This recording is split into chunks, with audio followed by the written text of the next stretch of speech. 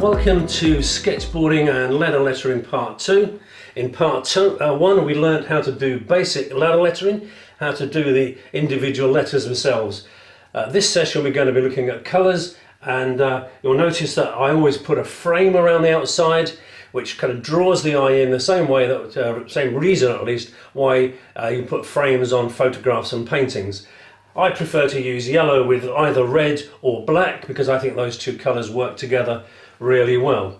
And you'll notice that I quite often will put just a little bit of a sort of nick into some of the letters just to remind me what the letters are, so that I don't, for instance, get an S and a Z mixed up. So this one's going to be an S.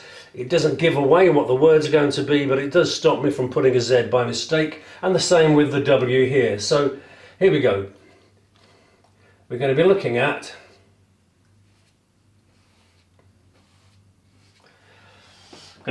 back. There's the W. Make sure it's not an M.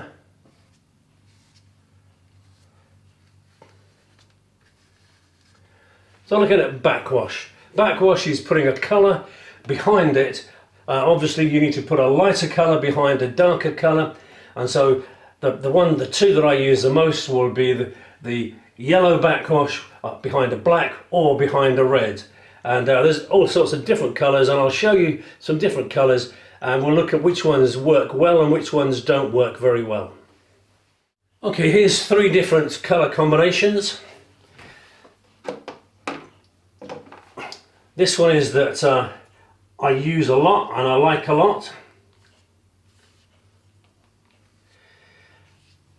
The 2 strongest colours I think are the combinations are the red with yellow and black with yellow. They're both very strong, both very easy to read. The red is a little bit more sort of happy and light, whereas the black can be a bit sort of somber. Okay, blue on yellow. Well, for me, that doesn't work so well. It just causes a sort of a strange emotion. It's not quite so strong. And black upon blue,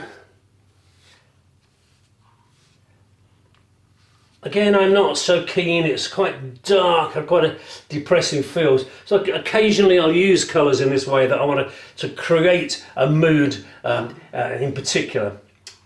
Okay, here's another one of my favourite ones.